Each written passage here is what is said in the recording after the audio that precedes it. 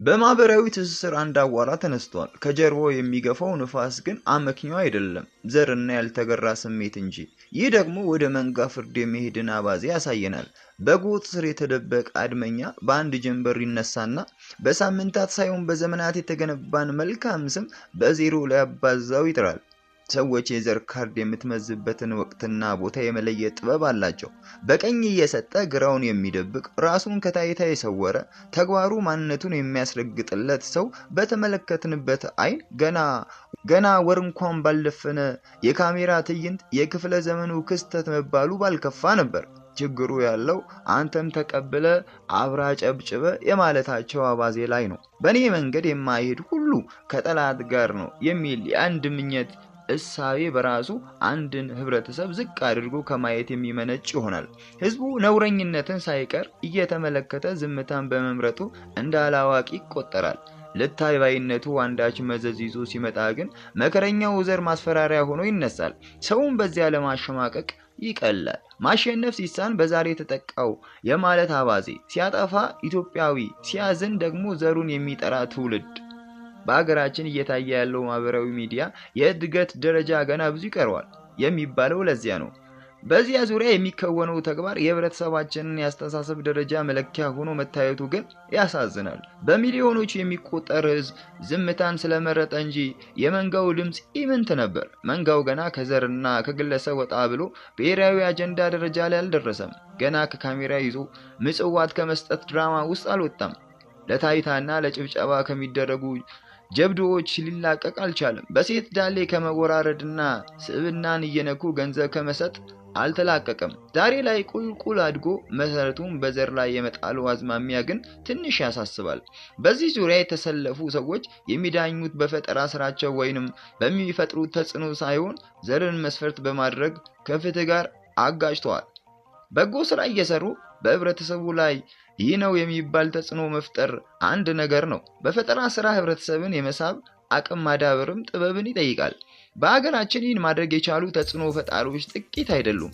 ለሰዎች የሚጠቅሙትን ሳይሆን ሰዎች የሚወዱትን ተግባር ብቻ እያደረጉ ላይክ መሰብሰብን ቀላሉ ስራ አድርገውታል። አንድ ሰው በጎ ስራ ሰርቶ አወዛጋቢም ስራ ሰርቶ ነውርም እንደ ጀብድ እያወራ ተከታይ ያፈራል። ተከታይ ቁጥር ነው። ቁጥር ደግሞ ታዋቂ ሊያደርግ ይችላል።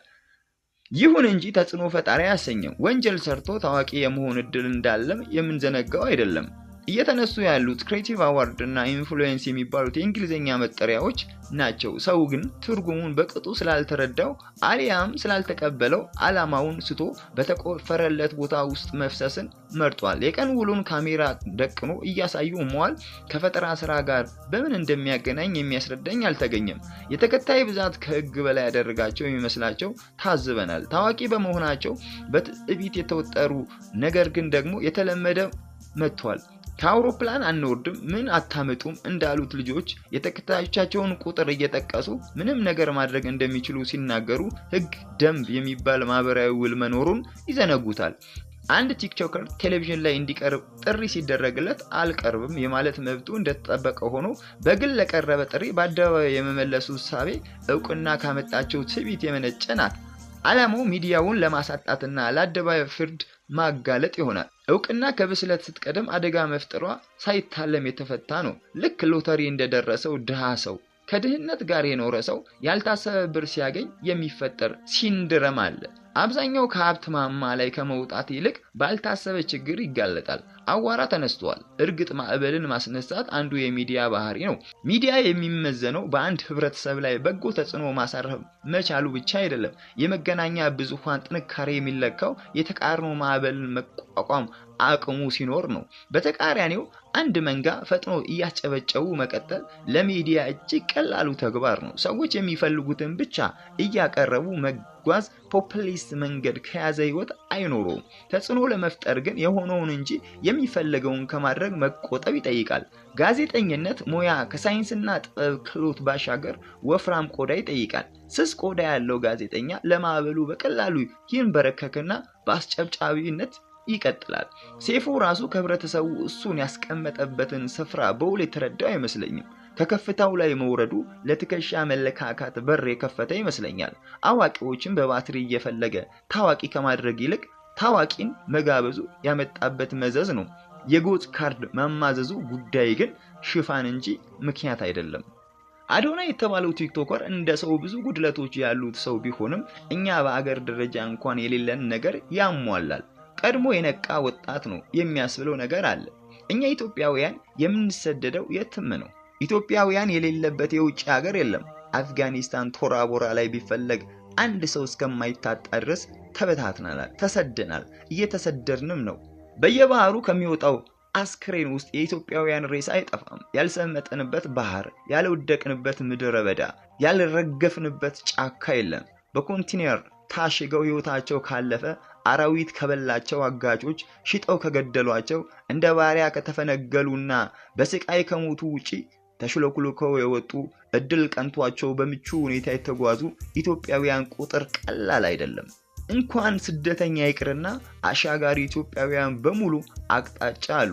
ብዙ ሰውም ሂድ በለው እንጂ በሞያሌ ጋምቦ፣ ሶማሊያ ጠረፍ፣ አፋር፣ አይሻል ደዋሌ፣ አሶሳ፣ ኡመራ፣ ገላባት በመኪና በግመል በእግር የትም ይሰደዳል። ከሄደ ውስጥ የሚመለስ የለም። አብዛኛው ስደተኛ በአያዎቹ አጋማሽ ተሰዶ 30 ምናምን ሲደርስ ያሰበበት ደርሶ እስከ 40 ምናምን ዓመት ላይ ወረቀት ሲጠብቅ 50ውን ሲስተም ውስጥ ለመግባት ሲስተሙ በር ላይ ተደርድሮ በሩን ሲገፉ እድሜው ገፍቶ 50 ዓመት ይሆነዋል። ከዚያም በቃ ጡረታ ልውጣ ሲል ጉልበት ይከደዋል። ለአገሬ አፈር ያብቃኝ እያለ ይሞኛል።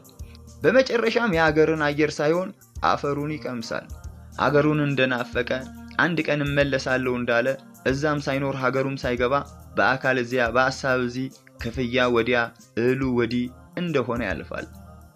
አዶናይ ገብቶታል፣ ነክቷል። ሁሉም ሞክሮ ሁሉንም እሳት ጨብጦ ከስደት ተስፋኝነት ራሱን ነፃ ማውጣት የቻለ ብዙዎች ሊሞክሩት የሚፈሩትን ከስደት መመለስ የደፈረ ጀግና ነው።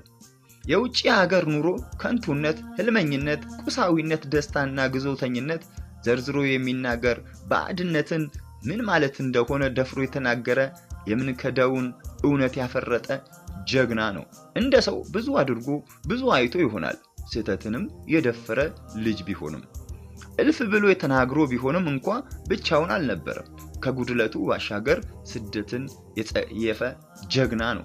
ስደትን እያዋረደ ተፈራርተን በኔ እበልጥ ተወሻሽተን እንጂ ከቁሳዊ ምቾት በቀር ስደት ባዶ እንደሆነ የሚናገር አንድ ደፋር ተገኘ ከተባለ አዶናይ ነው።